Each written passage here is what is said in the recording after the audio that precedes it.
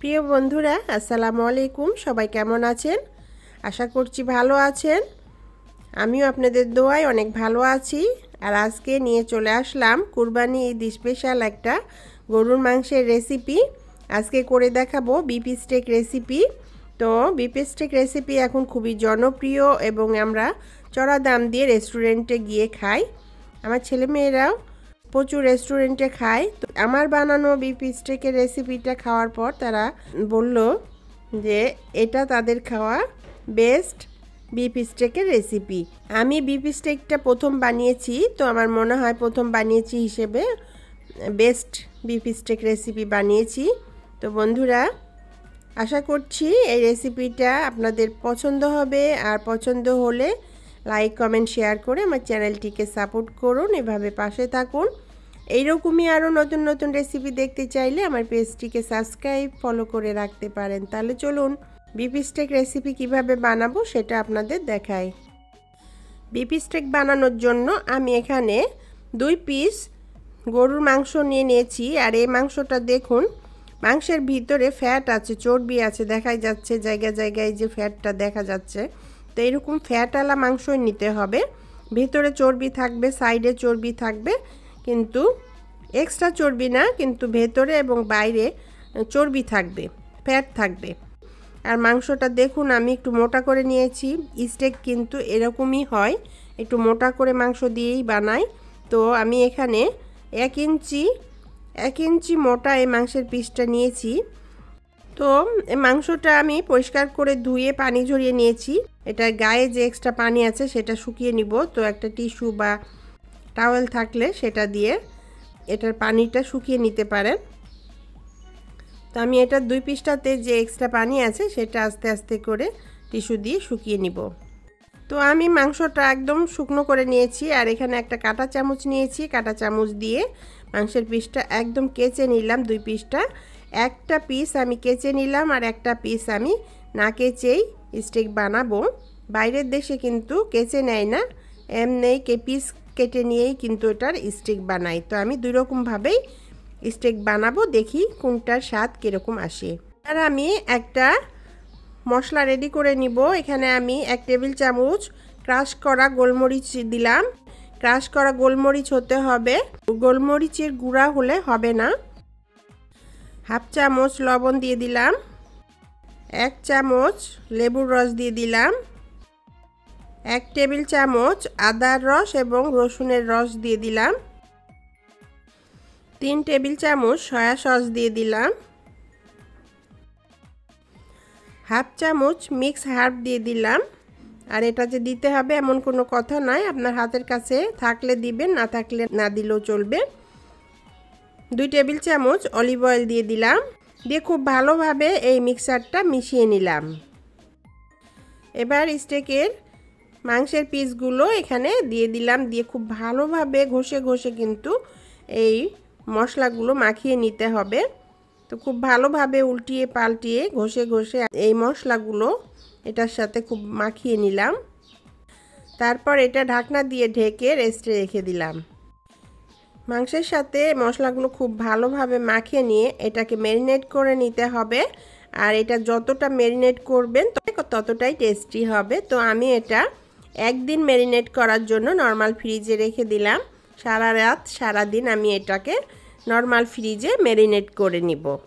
বিফটা marinate করার জন্য normal ফ্রিজে রেখে দিলাম। আর আসুন এখন একটা সস বানিয়ে নিই, যে সসটা দিয়ে এই বিফ স্টেকটা খেলে অসাধারণ লাগে।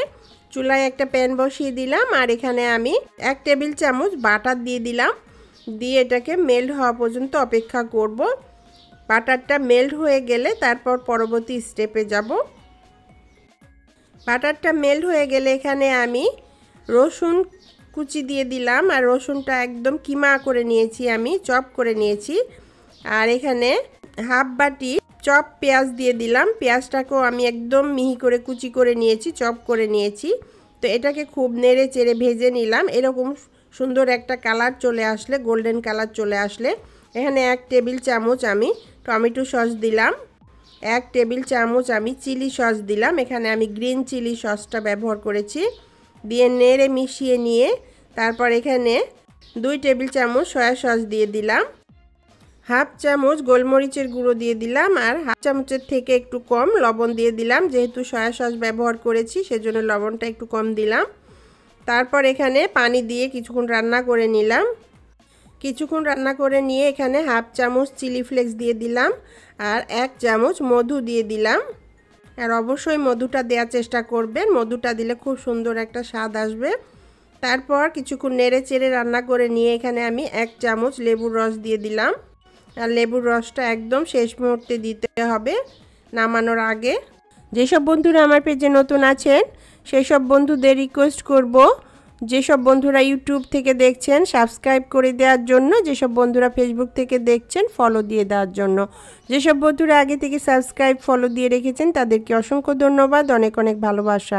এভাবে সব সময় সাপোর্ট করবেন, পাশে থাকবেন। আপনাদের সাপোর্ট আমার চ্যানেলটিকে অনেক দূর এগিয়ে নিয়ে যেতে সাহায্য করবে। রেসিপিটা ভালো লাগলে ফ্রেন্ডস ফ্যামিলির সাথে শেয়ার করুন, কমেন্টস করে জানান রেসিপিটি আপনার কাছে কেমন লেগেছে। ভালো লাগলে একটা লাইক দিতে ভুলবেন না প্লিজ। তারপর নেড়ে চেড়ে চুলা বন্ধ করে এই সসটা রেডি হয়ে গেল। এখন নামিয়ে নিয়ে এটা আমি সাইডে রেখে দিব। এবার আপনাদের আমি বিফ স্টেকটা করে দেখাবো।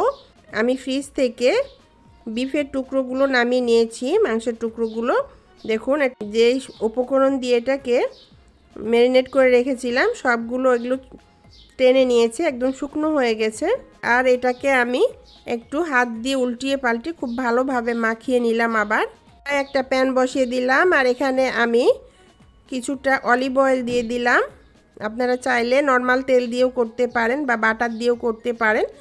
আমি প্রথমে অলিভ অয়েল দিয়ে এটাকে ভাজবো আর শেষের দিকে বাটার দিব। তেলটা গরম হয়ে আসলে মাংসের পিসগুলো দিয়ে দিলাম, দিয়ে চুলার আঁচ হাই ফ্লেমে রেখে এটাকে এক পিসটায় আমি নাড়বো না, এভাবে রেখেই 3 মিনিট রান্না করে নিব। তো 3 মিনিট রান্না করা হয়ে গেছে। আমি এখন এই মাংসগুলোকে উল্টিয়ে দিলাম। তো উল্টিয়ে দিয়ে অপর পিসটাও আমি 3 মিনিট ভেজে নিব। তো 3 মিনিট ভাজতে ভাজতে আমি এখানে কয়েক টুকরা রসুনের টুকরো দিয়ে দিলাম। এই রসুনের টুকরোগুলো দিলে একটা রসুনের সুন্দর একটা ফ্লেভার আসে। তো এই পিসটাও 3 মিনিট ভাজা হয়ে গেছে। আমি এখানে এটা উল্টিয়ে দিলাম। এটা উল্টিয়ে দিয়ে আমি 1 মিনিট করে একদম চুলার আঁচ কমিয়ে দিয়েছি, লো আঁচে রেখে এটাকে রান্না করব।